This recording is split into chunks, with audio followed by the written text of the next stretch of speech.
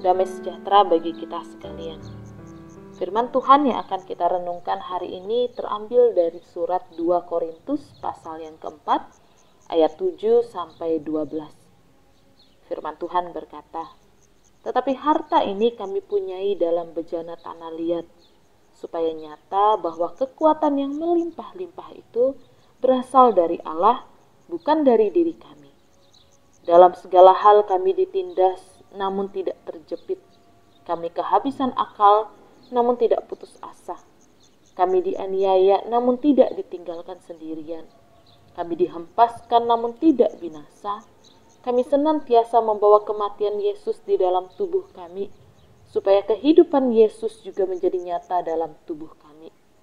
Sebab kami yang masih hidup ini terus-menerus diserahkan kepada maut karena Yesus, supaya juga hidup Yesus menjadi nyata di dalam tubuh kami yang fana ini. Maka demikianlah maut giat di dalam diri kami dan hidup giat di dalam kamu." Jemaat yang terkasih, Rasul Paulus sedang berbicara tentang tugas yang Tuhan percayakan padanya, yaitu memberitakan Injil. Tentu panggilan pelayanan yang dijalaninya ini bukanlah sebuah perjalanan yang mudah dan tanpa tantangan.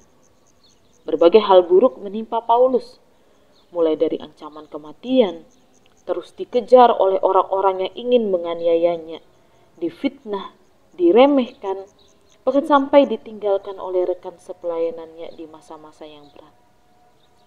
Jadi ada begitu banyak hal yang terjadi di dalam hidup Paulus yang secara akal manusia, ini sebenarnya bisa saja membuat Paulus menjadi kecewa. Kalau dalam suratnya, Paulus memakai kata tawar hati. Jadi menjadi putus asa, menjadi ingin menyerah.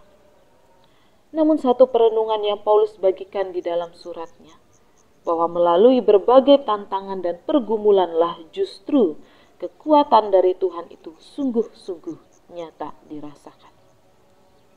Dalam bagian ini Paulus menggambarkan dirinya sebagai bejana tanah liat. Kalau zaman dulu setiap hari orang-orang menggunakan bejana tanah liat untuk keperluan sehari-hari. Dan ketika bejana ini retak, maka bejana ini dianggap rusak dan langsung dibuang karena tidak ada lagi gunanya. Jadi di zaman itu bejana tanah liat bukanlah benda yang dipandang berharga, tetapi benda yang murah, yang rapuh, yang mudah pecah. Dan inilah yang Paulus lihat dari dirinya. Hanyalah manusia yang lemah dan rapuh. Namun ternyata di zaman dulu orang-orang justru sering menggunakan bejana tanah liat, benda yang rapuh dan dipandang tidak berharga ini sebagai tempat penyimpanan. Bukan hanya menyimpan anggur, air, atau madu, tetapi juga dipakai untuk menyimpan harta dan barang-barang berharga.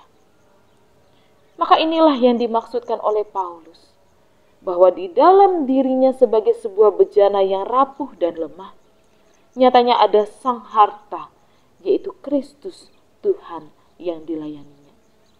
Harta inilah yang terus-menerus mendatangkan kekuatan yang berlimpah-limpah di dalam diri Paulus yang lemah untuk mampu melewati berbagai gelombang kehidupan baik dan buruk keadaan hidupnya. Karena kalau tanpa Kristus, jangankan terhadap masalah yang besar, menghadapi masalah yang remeh saja, Paulus pasti akan cepat tawar hati, dia tidak akan bertahan. Dan dengan kesadaran inilah, Tuhan itu semakin ditinggikan, Kristus itu semakin dimuliakan melalui hidup dan pelayanan Paulus. Demikianlah juga seharusnya dengan hidup setiap kita.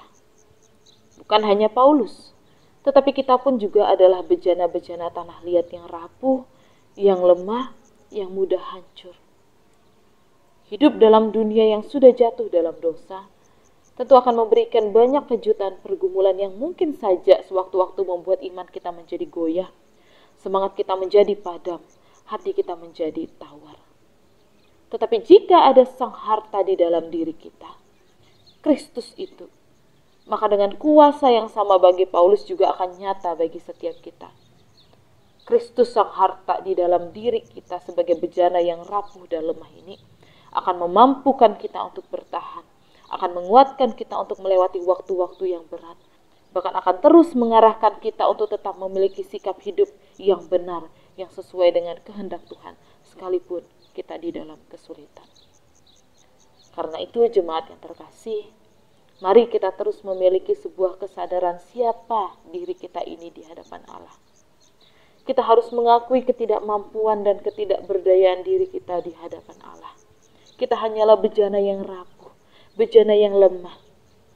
Tetapi bejana yang rapuh dan lemah ini punya keyakinan dan kepercayaan yang besar akan kuat kuasa Sang Harta, Sang Kristus itu di dalam diri kita. Dan saat itulah Tuhan dimuliakan, saat itulah Kristus sebagai harta akan bersinar terang dari dalam bejana yang rapuh dan lemah ini, yaitu setiap kita. Dan dengan kesadaran ini juga akan menghindarkan kita dari kesombongan diri, karena kita tahu bukan kita yang kuat, tetapi Tuhanlah yang menguatkan dan memampukan kita untuk bertahan. Maka harta apa yang ada di dalam diri kita akan mencerminkan bagaimana kita menjalani hidup. Biarlah kita selalu ingat siapa diri kita. Kita bejana tanah liat yang meskipun rapuh, ada harta yang tersimpan di dalamnya, yaitu Kristus yang menjadi sumber kekuatan kita. Amin. Mari kita berdoa. Kami memohon Tuhan supaya kami boleh terus mengingat siapa diri kami ini. Kami hanyalah bejana yang rapuh, manusia yang lemah dan terbatas, manusia yang bisa sewaktu-waktu goyah dan ingin menyerah. Tapi kami kembali diingatkan, kami punya Tuhan. Di dalam diri kami ada Tuhan yang akan menguatkan dan membuat kami bertahan melewati berbagai pergumulan kehidupan kami. Sampai detik ini Tuhan, kami sudah merasakannya. Dan kami mau terus meyakini Tuhan bahwa Engkau Allah dengan kekuatan dan kemampuan yang sama akan terus mengiringi langkah hidup kami, membuat kami bertahan untuk hidup di dalam cara-Mu Tuhan, untuk hidup di dalam sukacita dan damai sejahtera. Karena kami tahu Tuhan beserta dengan kami, Tuhan ada di dalam diri kami, Tuhan tidak pernah meninggalkan kami. Mampukan kami Tuhan untuk terus memiliki hidup dengan penuh kesadaran diri.